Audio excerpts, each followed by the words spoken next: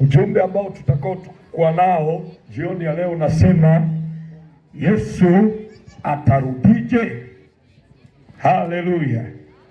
Yesu atarudije? Tunajifunza kwa habari ya kwamba Yesu alikuwepo mahali hapa duniani, naye Yesu alitenda kazi yake. Alipomaliza ujumbe ambao aliokuwa amepewa na Mungu kuja kutimiza mahali hapa duniani, ama kusudi lililomleta mahali hapa duniani, alipomaliza kulitimiza, Yesu Kristo alirudi tena mbinguni. Haleluya, amen. Haleluya, amen. Haleluya, amen. Kwa hiyo jioni ya leo tutajifunza kwa habari ya kwamba Yesu Kristo atarudije duniani. Haleluya, amen. Na tukisoma kile kitabu cha Yuda, naomba msomaji nisomee kitabu cha Yuda ile sura ya kwanza na ule mstari wa 3. Amen. Nasema, wapenzi, nilipokuwa nikifanya bidii sana kuandikia habari ya wokovu ambao ni wetu sisi sote, naliona imenilazimu kuandikia ili niwaonye kwamba mshindanie imani waliokabidhiwa watakatifu mara moja tu. Haleluya, amen. Haleluya, amen. Yuda ni mtume kati ya wale mitume ambao waliokuwa wakitembea na Yesu, na mahali hapa tunaona ya kwamba Yuda anatuandikia watakatifu ya kwamba ametuandikia kwa habari ya imani, kwa habari ya wokovu, ya kwamba imetupasa kuishindania imani ambayo waliokabidhiwa watakatifu wote mara moja tu.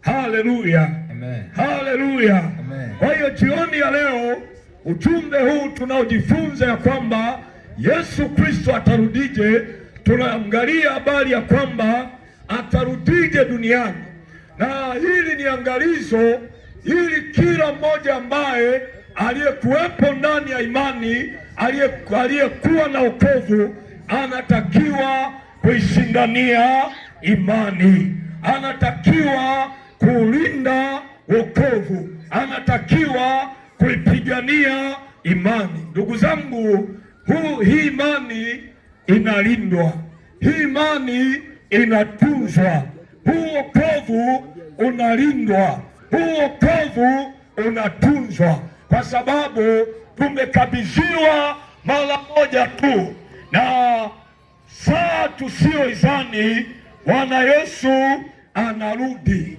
Haleluya. Tutaenda kuangalia matukio ambayo Yesu Kristo atakaporudi duniani, ama ni ishara gani ambazo zitakazoonekana, zitakazotambulisha, kwa sababu tunaangalia Yesu anarudije duniani, Yesu atarudije. Kwa hiyo tunaangalia kwa habari ya kwamba utakapoyaona mambo haya, hapo ndipo utakapotambua ya kwamba Yesu Kristo amerudi duniani. Haleluya. Na tukio la kwanza ambalo litakalomwonyesha kwamba Yesu amerudi duniani, Yesu atarudi duniani ghafla bila kutarajiwa. Haleluya. Yesu Kristo atarudi duniani bila kutarajiwa. Kwa hiyo wanadamu wakati wanaendelea na maisha ya kila siku, wanaendelea kufanya biashara, tunaendelea kuhubiri Injili, tunaendelea kusafiri, tunaendelea kutembea maeneo mbalimbali, Yesu Kristo atarudi kwa ghafla sana duniani bila kutarajia. Haleluya, haleluya. Makutano, naomba msomaji nisomee kile kitabu cha Wathesalonike wa kwanza ile sura ya 5 na ule mstari wa 1 hadi wa 3. Wathesalonike wa kwanza sura ile ya 5 na ule mstari wa 1 hadi wa 3. Wathesalonike wa kwanza sura ya 5 mstari wa 1 hadi wa 3. Amen. Nasema, lakini ndugu, kwa habari ya nyakati na majira hamna haja niwaandikie, maana ninyi wenyewe mnajua yakini ya kuwa siku ya Bwana yaja kama vile mwivi ajavyo usiku. Wakati wasemapo kuna amani na salama, ndipo uharibifu uwajiapo kwa ghafla, kama vile utungu umjiavyo mwenye mimba, wala hakika hawataokolewa. Amen. Haleluya. Amen. Nitarudia andiko hili, anasema lakini ndugu, kwa habari ya nyakati na majira hamna haja niwaandikie, maana ninyi wenyewe mnajua yakini ya kuwa siku ya Bwana yaja kama vile mwivi ajavyo usiku. Wakati wasemapo kuna amani na salama, ndipo uharibifu uwajiliapo kwa ghafla, kama vile utungu mjiavyo mwenye mimba, wala hakika hawataokolewa. Haleluya. Amen. Kwa hiyo maandiko ama Paulo analiandikia kanisa la Watesalonike ya kwamba linatakiwa kutambua habari hizi za kuja kwa Yesu Kristo, ya kwamba wakati ambapo wanadamu watakaposema ya kwamba kuna amani, kuna salama, ndipo saa ambayo Yesu Kristo anarejea. Yesu Kristo anarudi duniani kulichukua kanisa lake. Haleluya. Kwa hiyo wanadamu tunatakiwa kukaa kwa tahadhari sana, na maandiko anasema tena ya kwamba kuja kwake mwana wa Adamu hakuna mtu anayejua, wala malaika walioko mbinguni hawajui tarehe, hawajui siku, hawajui mwaka, ile siku ambayo itakayo tuijilia ghafla duniani. Kwa hiyo fanya maamuzi jioni ya leo, kwa sababu siku ya kuja Bwana hakuna aijuai. Siku ya kuja Bwana inatisha. Siku ya kuja Bwana ni kama mwivi. Siku ya kuja Bwana hakuna aijuai.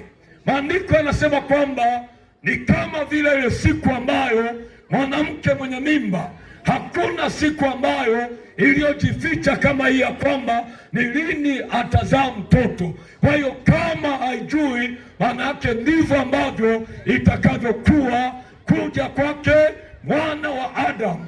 Atakuja ghafla, atakuja ghafla, atakuja ghafla, ghafla pasipo kujua mwanadamu yeyote yule. Haleluya. Anasema kwamba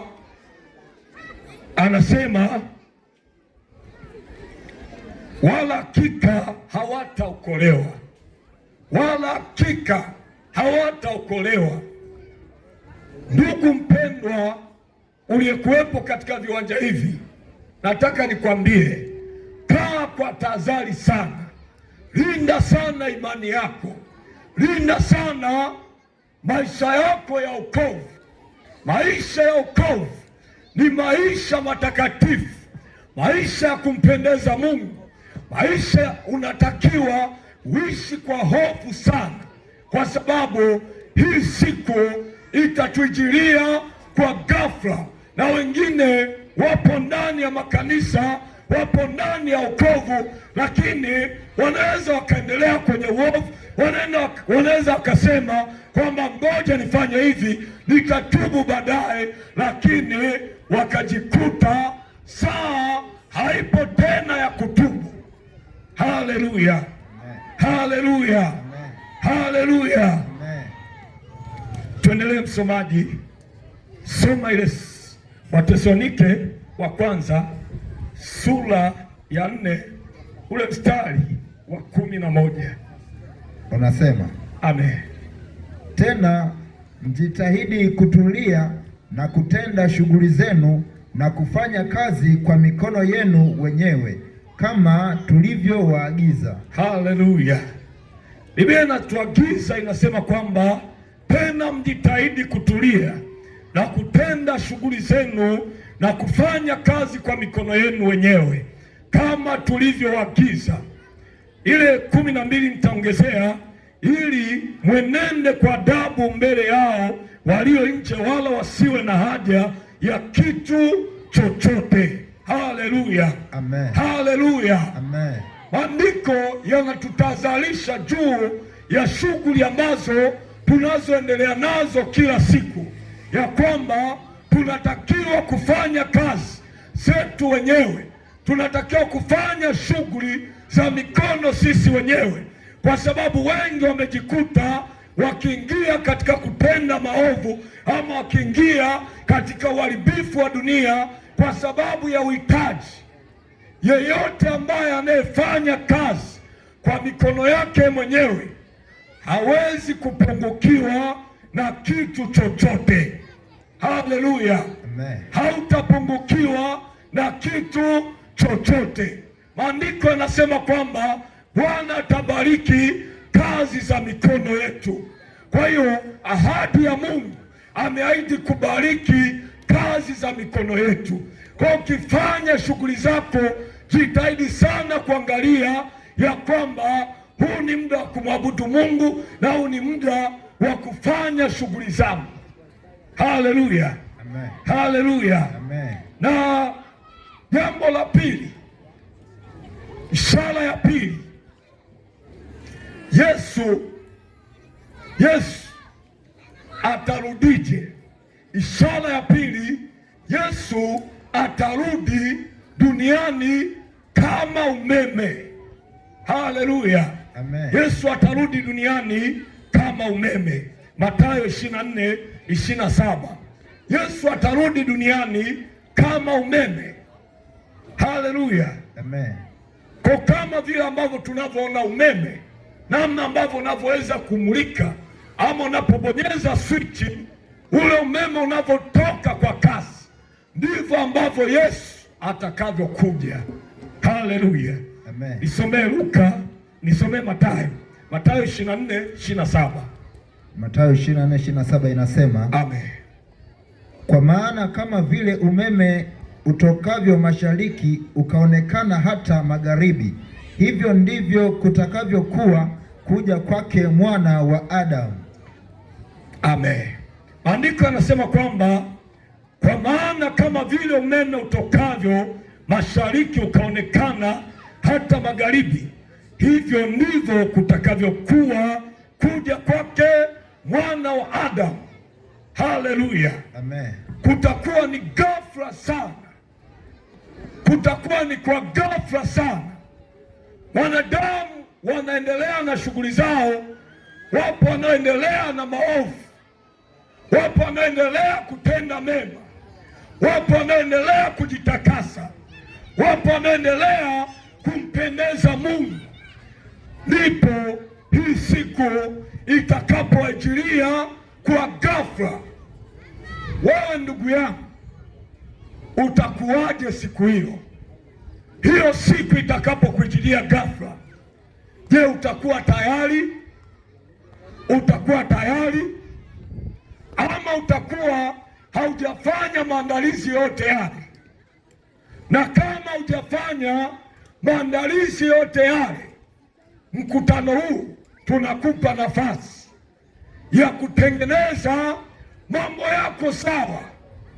Tengeneza mambo yako sawa, kwa sababu siku ya kurudi kwake Yesu ni ghafla sana.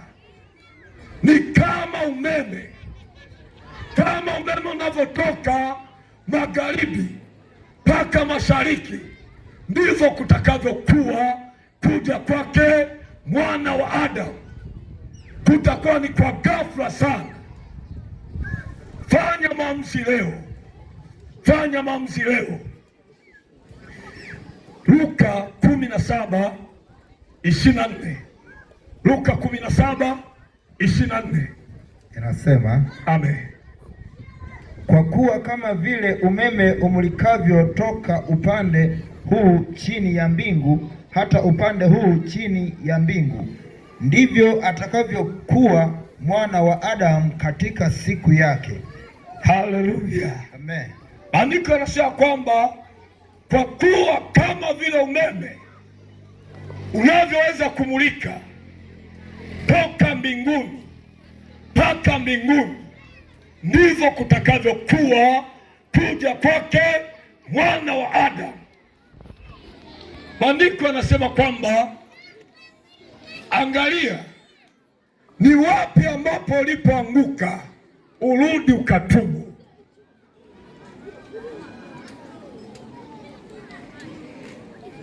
Inapotokea umeanguka dhambini, umetenda dhambi,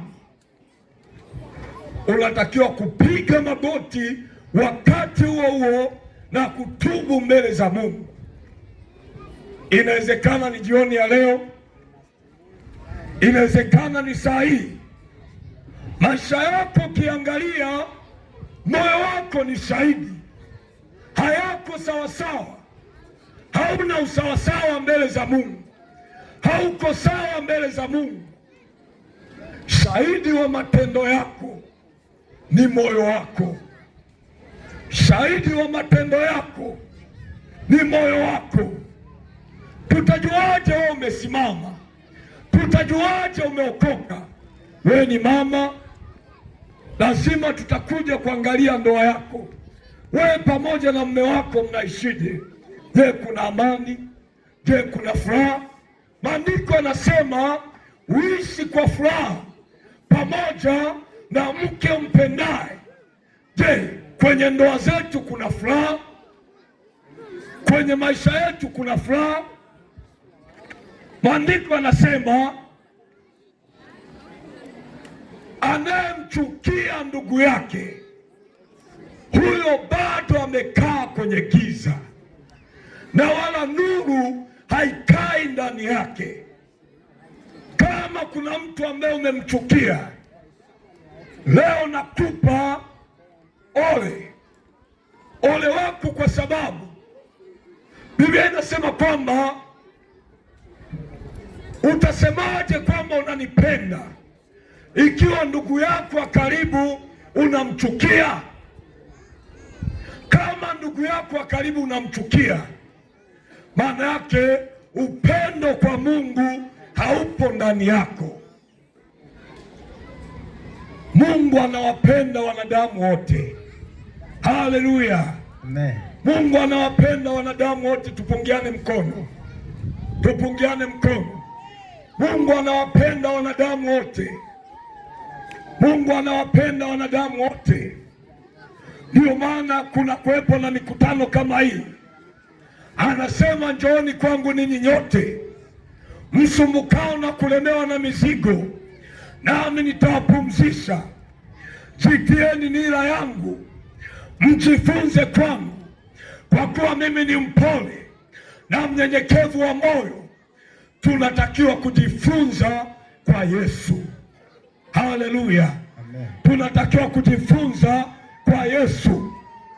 Saa yoyote ile ambapo unapoona kuna dosari, saa yote ambapo unayoona maisha yako yapo sawa sawa, maandiko kiasoma yanasema kwamba alikuwepo tajiri na maskini aliyekuwa anaitwa Lazaro. Huyu tajiri alipokuwepo huku duniani, maisha aliyoyaishi ni maisha ya nasa. Alipenda anasa sana, alipenda starehe sana na kuvaa mavazi ya gharama sana, lakini hakutamani kumkaribisha Mungu kwenye maisha yake. Lakini akawepo Lazaro.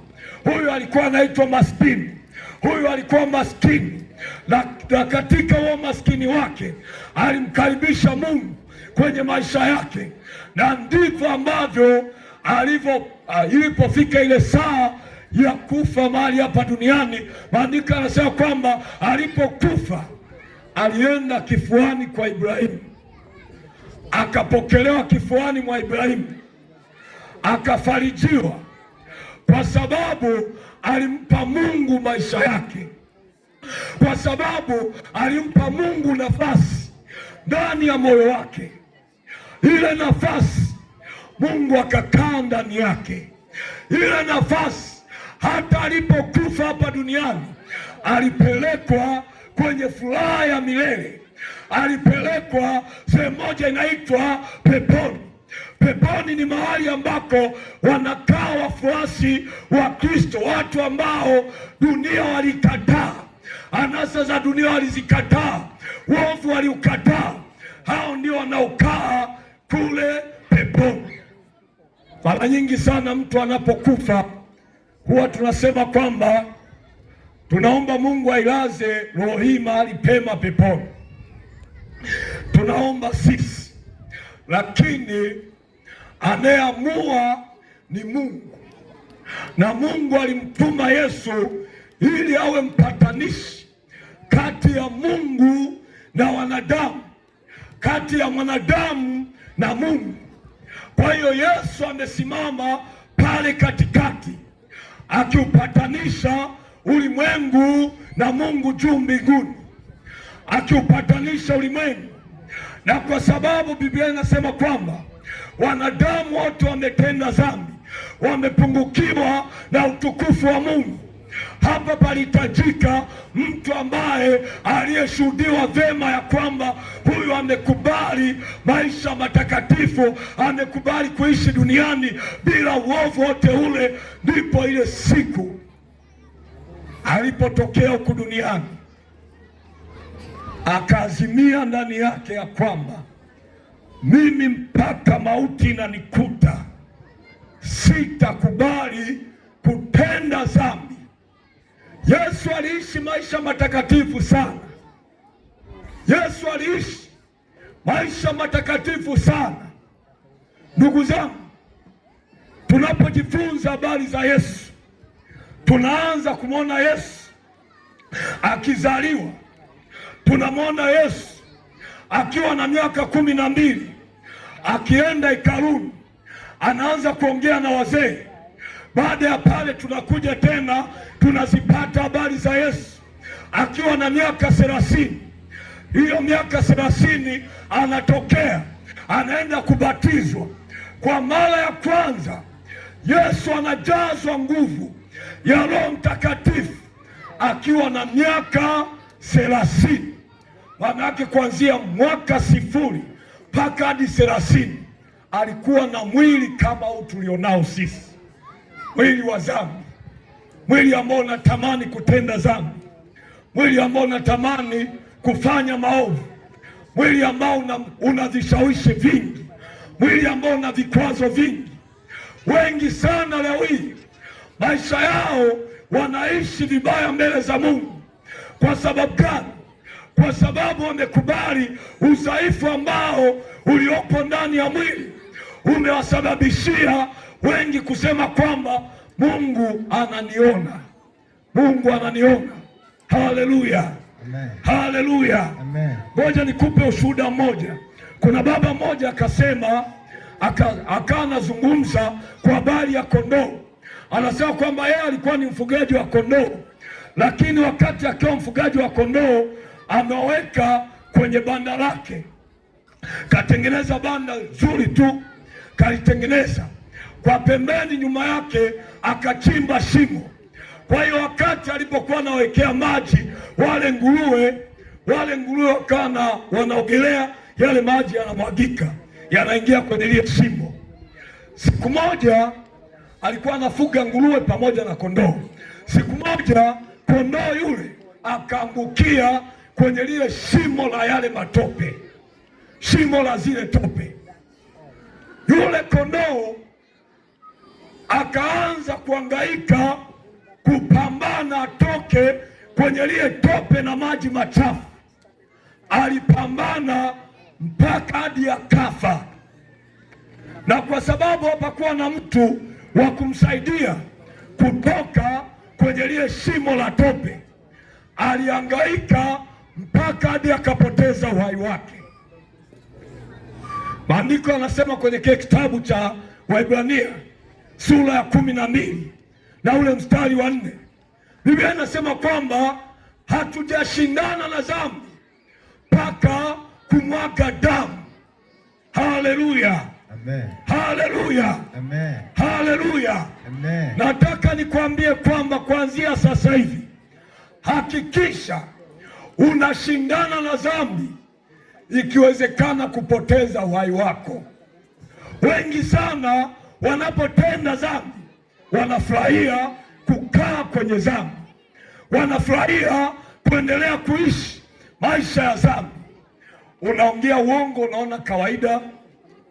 Unazini, unaona kawaida. Unaenda kwa waganga, unaona kawaida. Unasema nitatubu.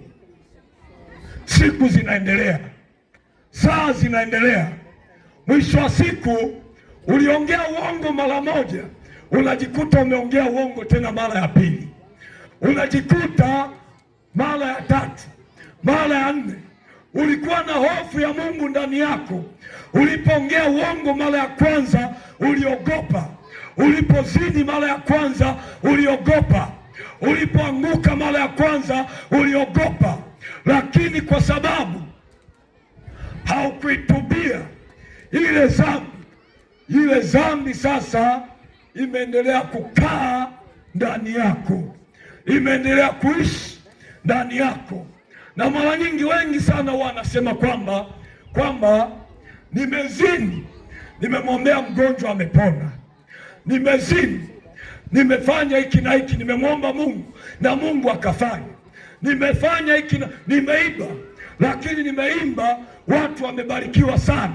Kwa hiyo wengi huwa wanaendelea kuishi katika maovu, lakini Roho Mtakatifu huwa anashuhudia ndani ya kila mtu, huwa anashuhudia ndani ya kila mwamini. Unapookoka alafu bado unaendelea kufanya maovu, Roho Mtakatifu anazungumza ndani ya kila mtu. Kila itwapo leo atasema na wewe kwa binafsi, atatumia mtu, atakuja kusema na wewe. Kama hujasikia, atakuja kusema na wewe. Mwisho wa siku, Biblia inasema kwamba kwenye kitabu cha Samueli, ile Samueli wa kwanza 16 ule mstari wa kwanza, maandiko yanasema kwamba ndipo Samueli akamlilia Sauli mfalme. Kwa nini anamlilia Sauli mfalme? Kwa sababu Sauli mfalme amekosea. Maandiko yanasema kwamba ndipo Bwana akamwambia, ewe Samueli nabii, kwa nini unamlilia Sauli wakati mimi nimemkataa?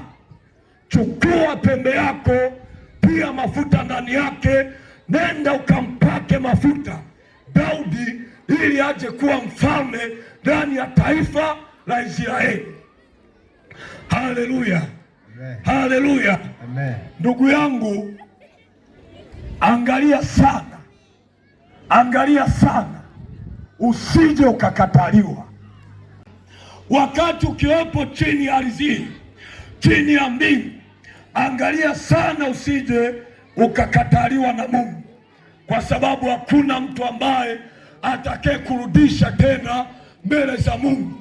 Ikiwa Mungu amekukataa, Mungu leo hii ameweka watumishi wa Mungu. Kuna wachungaji, kuna wainjilisti, kuna manabii, kuna mitume, kuna walimu.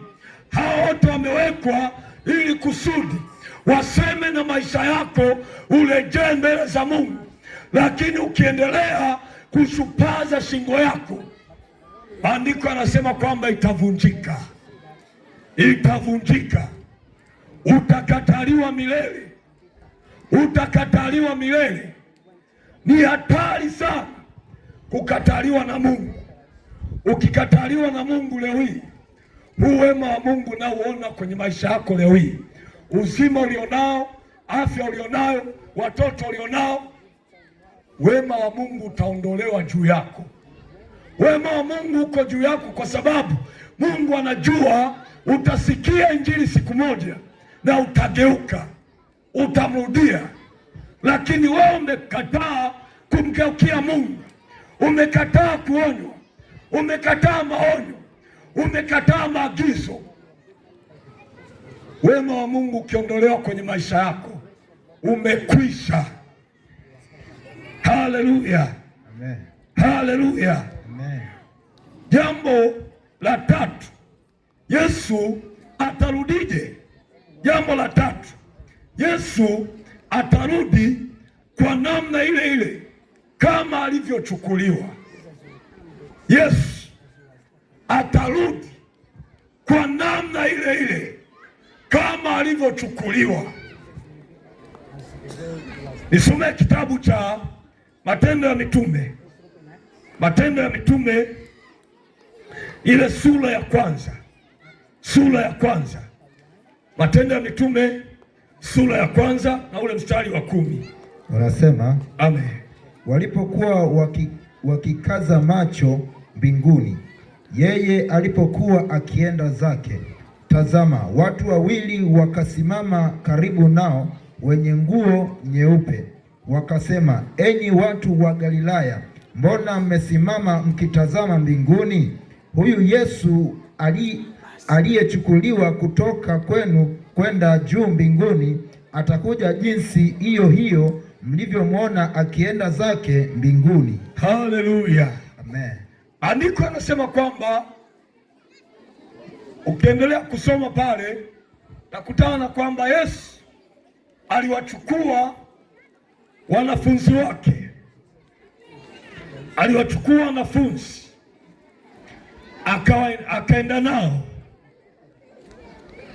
akaenda nao. Alipoenda nao pembeni kabisa ya mji, baada ya pale akaanza kusema nao. Alipomaliza kusema nao akajitenga nao. Alipojitenga nao, Biblia inasema kwamba wale wanafunzi wakamwona Yesu akiinuliwa kuelekea juu, akielekea juu mawinguni. Yesu alielekea juu mawinguni, ikafikia muda mawingu yakamfunika, akapotea.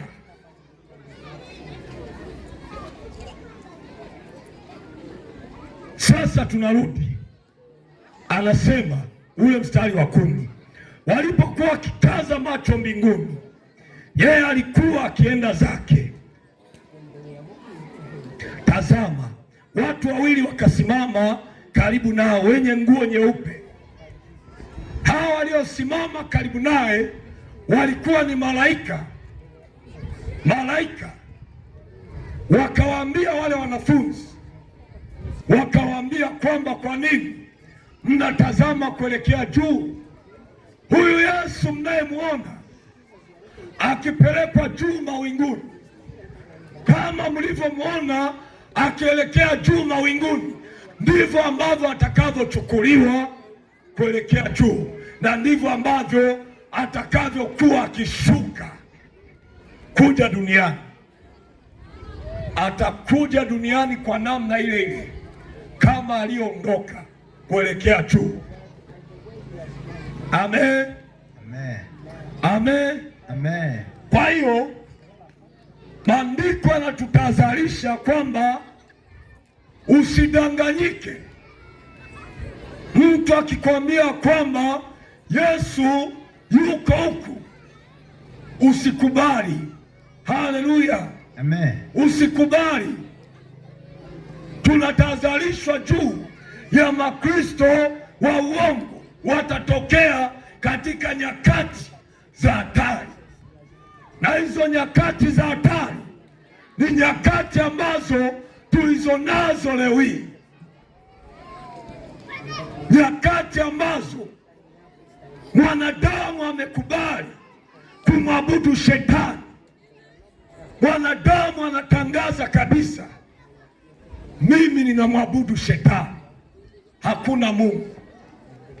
Ni nyakati za hatari, ni nyakati ambazo watu hawamwogopi Mungu kabisa, ni nyakati ambazo wengi wamejitenga na imani, ni nyakati ambazo uovu ni mwingi sana, ni nyakati ambazo maandiko yanasema kwamba hiki ni kizazi cha zinaa, hiki ni kizazi kilichopotoka. kizazi kilichopotoka, kizazi ambacho kimedanganyika na kikakubali udanganyifu, kizazi cha zinaa. Siku moja nikamwambia, nikawa naongea na rafiki yangu mmoja, nikamwambia, nikasema hivi, kwa nini sasa hivi uovu ni mwingi sana, ama kwa nini uzinzi umekuwa ni mwingi sana? Na hasa ukiangalia ni katika eneo la vijana,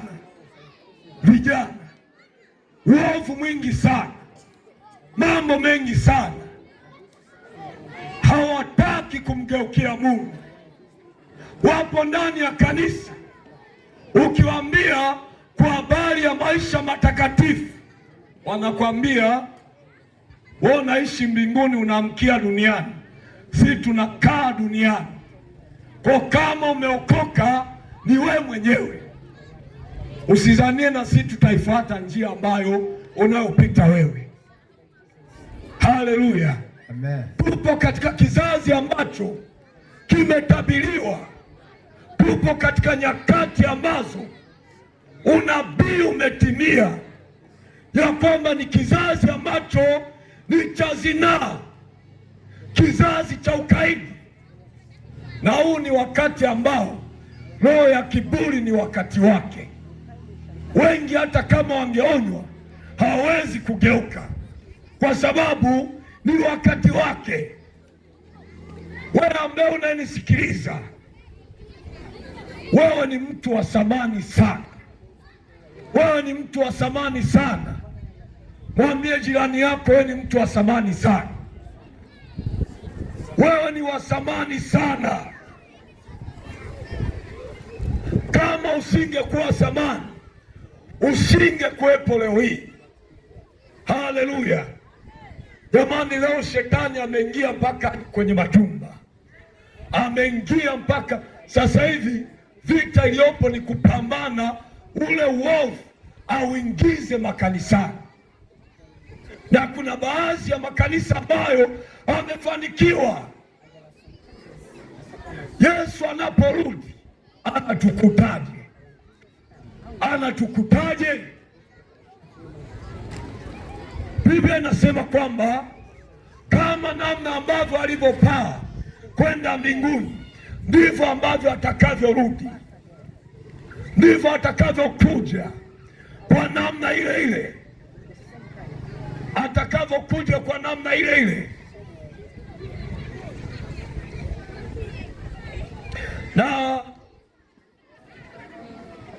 dalili ya nne, Yesu anapokuja, Yesu atakaporudi, atakuja kwa nguvu nyingi na utukufu mwingi. Haleluya, amen. Yesu anaporudi duniani atakuja kwa nguvu nyingi na kwa utukufu mwingi. Nisomee msomaji kile kitabu cha Luka 21:27. Luka sura ya 21 ule mstari wa 27. Luka 21 mstari wa 27. Nitasoma kama ilivyoandikwa. Amen. Hapo ndipo watakapomwona Mwana wa Adamu akija katika mawingu pamoja na nguvu na utukufu mwingi. Amen. Haleluya, amen. Andiko yanatuambia kwamba hapo ndipo watakapomwona Mwana wa Adamu akija katika wingu pamoja na nguvu na utukufu mwingi. Yesu atakapokuja, hatakuja kwa namna ile ambayo aliyokuja mara ya kwanza. Mara ya kwanza Yesu amekuja ameuvaa mwili wa kibinadamu, lakini mara ya pili Yesu atakaporudi anakuja anakuja ameivaa ile asili ya mbinguni. Haleluya, haleluya, amen. Yesu anakuja ameivaa ile asili ya mbinguni, utukufu mwingi. Anakuja amevaa ile asili ya mbinguni akiwa na nguvu nyingi. Haleluya, amen. Yesu alivyo ndivyo ambavyo anavyotaka na sisi maisha yetu yawe namna hiyo hiyo. Yesu anakutaka leo hii wewe ukikaa mahali hapa duniani unatakiwa uwe na asili hiyo hiyo kama ya Yesu. Utoe nguvu sana, nguvu ya neno, nguvu ya maombi, nguvu ya utakatifu. Ukae ukiwa msafi. Tunaishi maisha ya udhaifu kwa sababu ya dhambi. Tunaishi maisha ya udhaifu kwa sababu ya udhaifu. Lazima tukubali kuondoa huo udhaifu. Yesu atatusaidia kuondoa huo udhaifu. Hatutakuwa wanyonge. Haleluya, amen. Hautakuwa mnyonge wewe. Asili yako ni ya nguvu sana.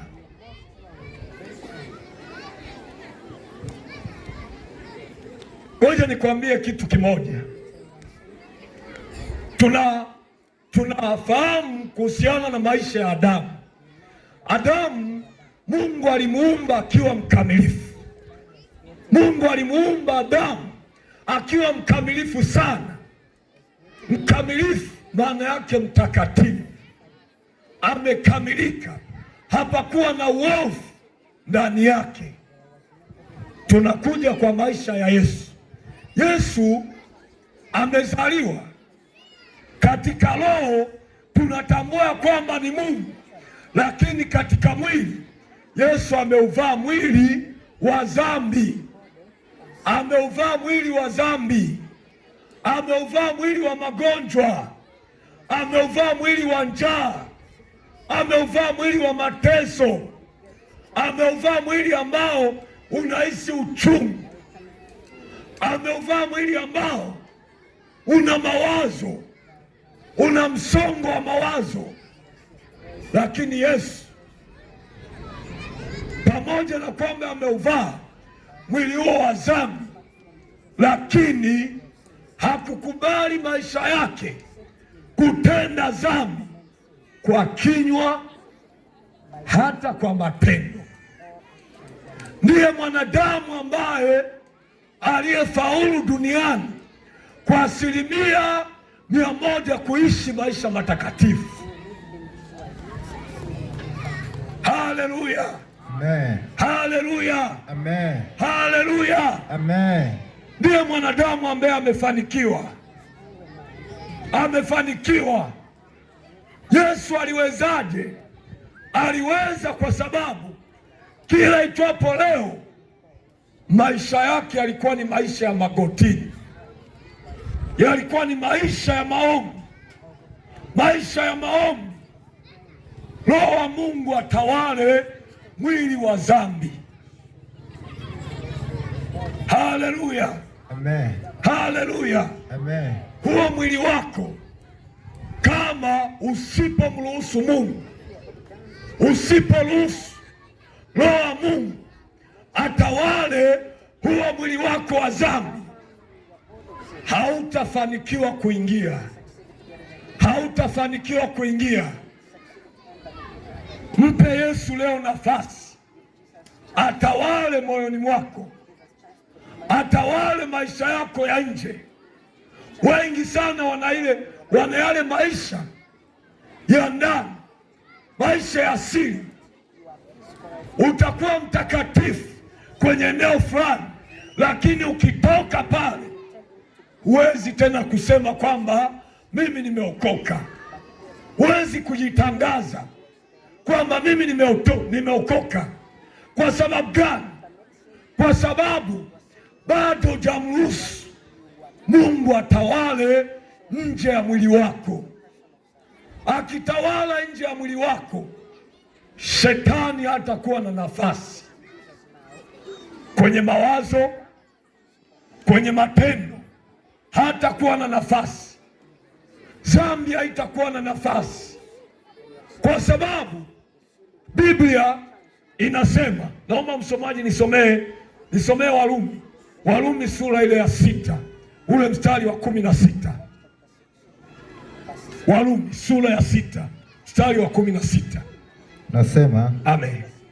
Hamjui ya kuwa kwake yeye ambaye mnajitoa nafsi zenu kuwa watumwa wake katika kumtii, mmekuwa watumwa wake yule mnayemtii, kwamba ni utumishi wa dhambi uletao mauti, au kwamba ni utumishi wa utii uletao haki. Haleluya, amen. Maandiko anasema kwamba, je, hamjui ya kuwa kwake yeye ambaye mmejitoa nafsi zenu katika kumtii, maana yake katika kumpa sikio kile ambacho nacho ulichokipatia sikio, kile yani ile sauti ambayo inayoingia kwenye sikio lako, hicho ndicho ambacho utakachokifanya. Na hapo anasema kwamba, je, ni utumishi wa dhambi uletao mauti? Je, sisi matendo yetu au maisha yetu tumekubali kufanya dhambi? Tumekubali kutenda matendo mabaya? Kwa sababu ukifanya mabaya, mauti itakupata, hautaendelea mbele, hautafanikiwa kama ukiendelea kuishi kwenye maovu, kuendelea na maovu, mauti itakuwa juu yako. Je, ni utumishi wa haki ni utumishi wa utii uletao haki, uletao uzima, uletao baraka? Maisha yetu sisi tumeumbiwa tutende matendo mema. Hayo ndiyo ambayo tumeandikiwa. Wewe mwanadamu umeandikiwa utende matendo mema. Umeumbwa na Mungu uyafanye yaliyokuwa mema. Hayo mabaya hayatokani na Mungu. Hiyo dhambi haitokani na Mungu. Huo uchawi hautokani na Mungu. Kama ni mwongo, kama ni msengenyaji, kama ni mzinzi, ni mwasherati, ni mchawi, ni mgomvi, ni mlevi, na umekubali kuishi maisha ya upagani, tambua kabisa ya kwamba huko unako kwenda unaenda kwenye mauti. Unaenda kwenye mauti. Msomaji nisomee hiyo Rumi sura ya 8 mstari wa 6. 8:6. Anasema, amen. Kwa kuwa nia ya mwili ni mauti, bali nia ya roho ni uzima na amani. Amen. Biblia inasema kwamba kwa kuwa nia ya mwili ni mauti, yale ambayo tunayo, yani mili yetu inatusukuma kuyafanya, ni muda wa ibada, wewe unafanya biashara, ni muda wa kumwabudu Mungu, wewe unafanya kitu fulani, ni muda wa kushughulika na jambo hili la kimungu, ni muda wa kazi ya Mungu, wewe unafanya jambo la mwilini. Biblia inasema kwamba kwa kuwa nia ya mwili ni mauti.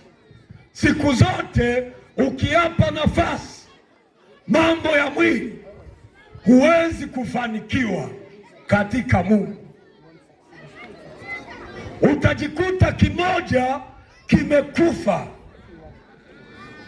Haleluya, amen. Haleluya, amen. Kimoja kitakufa tu, lakini maandiko yanasema kwamba nia ya Roho, tukiyafuata yale ya Mungu, tunatenda mema, tunawasaidia watu, tunaomba, muda wa ibada tupo, kwenye maombi tupo, kwenye kazi ya Mungu tupo, kwenye mambo yaliyokuwa mema. Hatukubali kubaki nyuma. Utajikuta Biblia inasema kwamba uzima na amani vitakuwemo ndani yako, lakini kama utakubali kuwemo kanisani alafu bado wewe maisha yako ni ya mwilini, my friend, hautaendelea mbele. Rafiki yangu, hautaendelea mbele, hautaendelea mbele kabisa. Itafikia muda utaasi, itafikia muda utakuwa mpagani. Leo hii kuna watu ambao wanasema kwamba yani sisi ndio tuliokuwaga tunasali, sisi ndio ambao mimi nimesoma Biblia mpaka hadi nikaimaliza.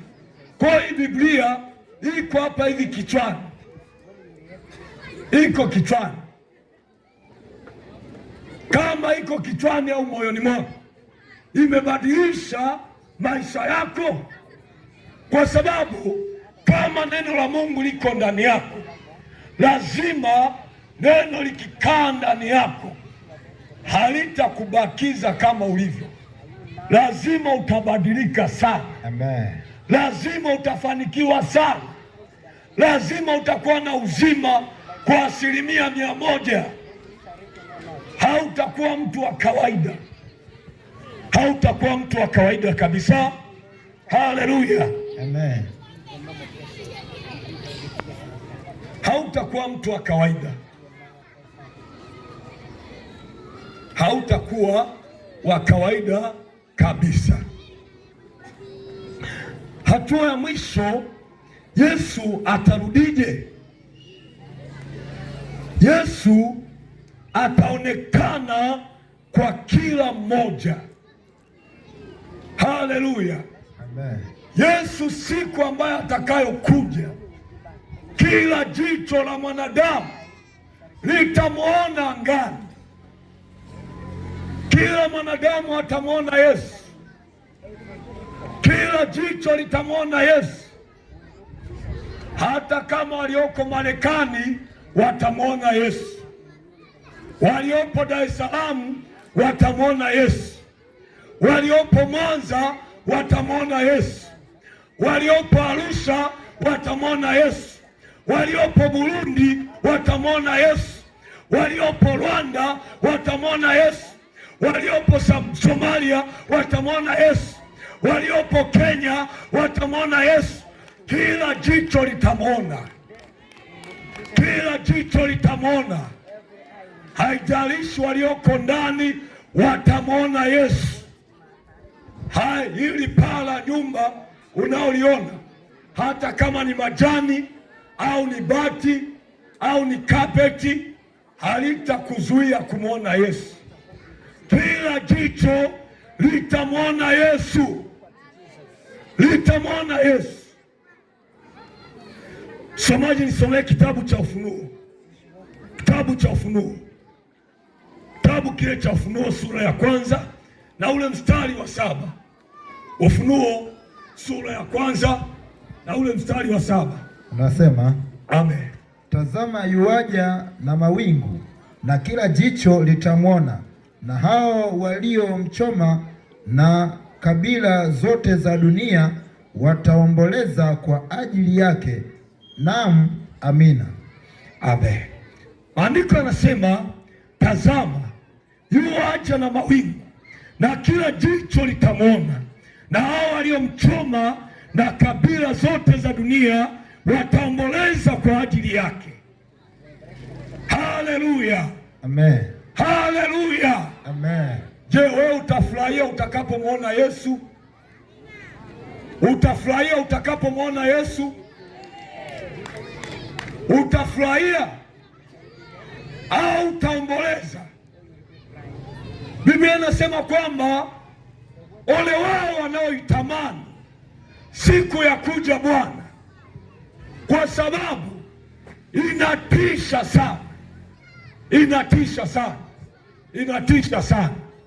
Siku ya kuja Bwana inatisha sana.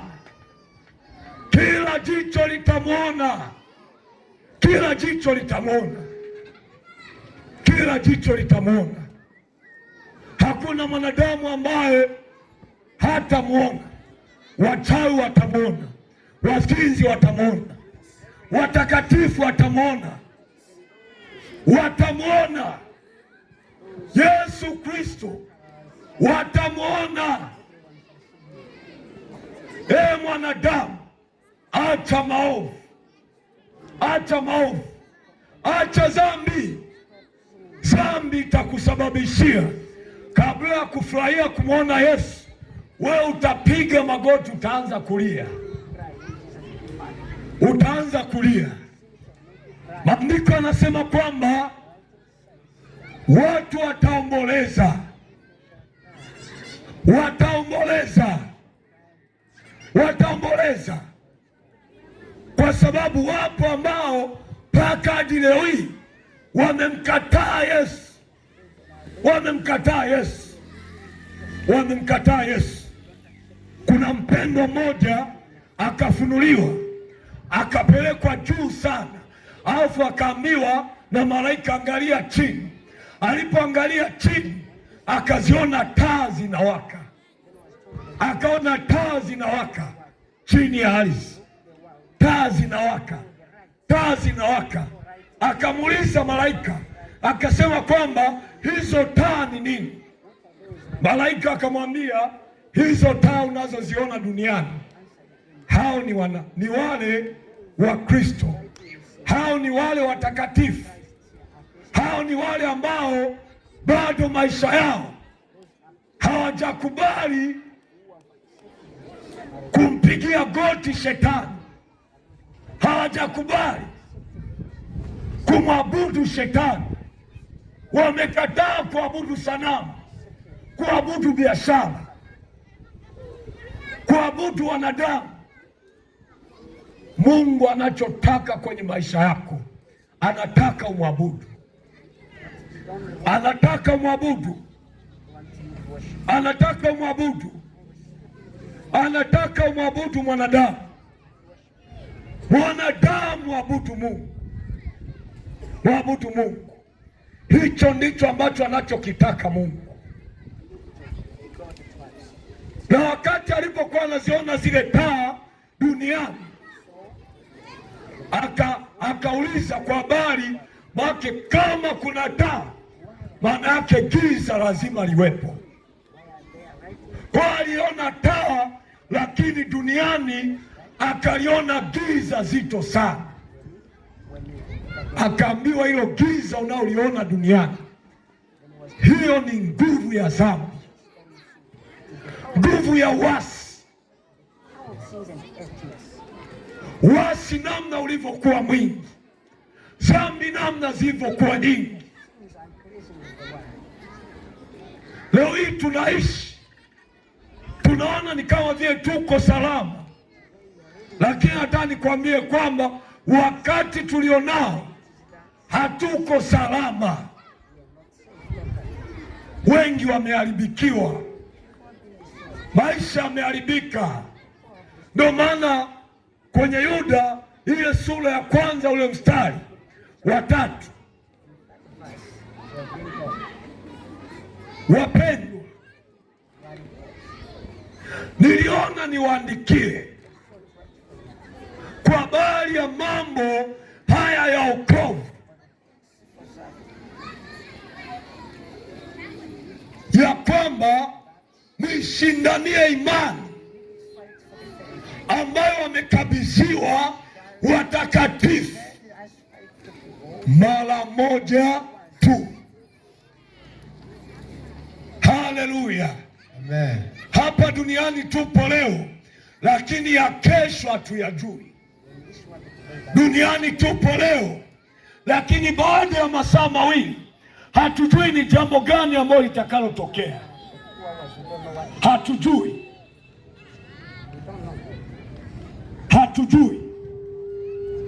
Unaweza ukaniambia kwamba mimi nimeabudu kanisani, nina miaka 20, nina miaka 30, nina miaka 40, nina miaka 10, nimezaliwa nikiwa kanisani. Huu ni mwaka wa 60, huu ni mwaka wa 70, huu ni mwaka wa 50. Lakini hiyo haitamgeuza Mungu. Mungu anasema kwamba yeye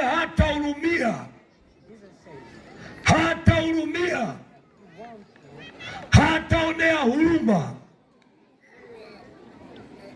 Hiyo siku atakapokuja hatahurumia mwanadamu tena. Hiki ni kipindi cha neema ambacho tulicho nacho, ambacho tunamhitaji Mungu sana, ambacho wokovu upo wa bure.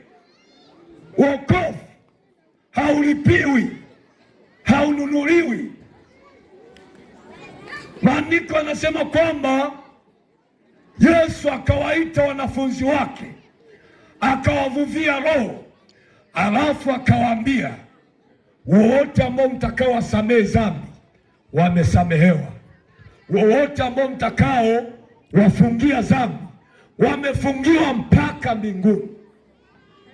Kwa tumekuja mahali hapa, hatujaja mahali hapa kupoteza muda, hatujaja kupoteza muda. Kama tungekuwa tunaona kwamba ni kupoteza muda, mimi mahali hapa nimetokea Dar es Salaam, ningekaa kule Dar es Salaam, nisingekuja huku hivi. Lakini kwa sababu tunatambua ya kwamba mwanadamu ni wa thamani sana mbele za Mungu, na ni kwa sababu sisi wenyewe tunatambua ya kwamba huyu Yesu ni wa thamani sana na tumeishaiona la, ndio maana hatuoni hasara kupoteza fedha zetu kwa ajili ya kumtangaza huyu Yesu, kwa ajili ya kuihubiri Injili, kwa ajili ya kumsema huyu Yesu. Wewe uliyeko mahali hapa, fanya maamuzi, fanya maamuzi, fanya maamuzi, fanya maamuzi, fanya maamuzi leo, fanya maamuzi leo. Usimwangalie mume wako, usimwangalie mke wako, usiangalie familia yako, usiangalie dini ulionayo, usiangalie hicho. Fanya maamuzi. Toka nimempokea Yesu, nimeiona furaha, nimeiona amani, nimeona utulivu. Hata kama mahali ambapo sina chochote, lakini nikiwa na Mungu ni kama nina vyote, sijapungukiwa. Hata kama nitalala njaa, siwezi kumkosa Mungu kwa sababu ya njaa. Mungu ni wa thamani sana kuliko fedha, kuliko kazi, kuliko chochote kile. Yeye ni wa thamani sana. Maandiko yamesema kwamba tumewekewa mara moja tu, baada ya kufa ni hukumu. Leo kuna watu ambao wanaambiwa kwamba ukifa unaweza kugeuza, ukifa unaweza kuombewa na watu waliokuwa hai ukasamehewa. Lakini nataka nikwambie, muda wa kufanya maamuzi ni muda huu.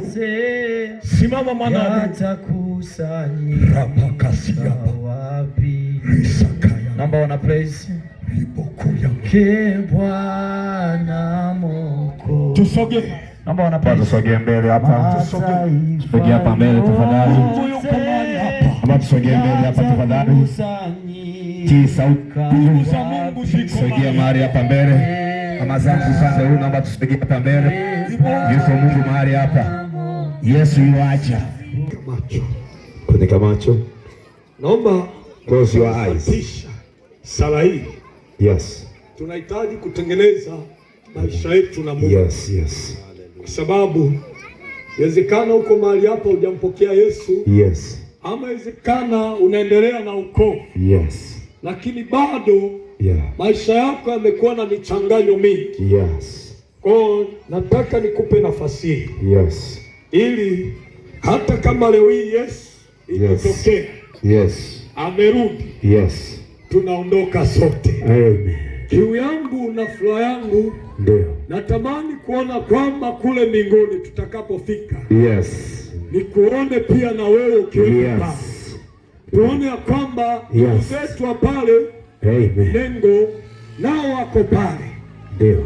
Kwa hiyo tunahitaji kutengeneza maisha yetu na Mungu. Yes. Lakini angalizo. Yes. Unapotengeneza leo, hakikisha mahali ambapo ulipokosea. Yes. Hauanguki tena. Yes. Hakikisha mahali ambapo ulipokuwa uko sawa. Yes. Haurudi tena kuwa vile ambavyo ulivyokuwa. Yes.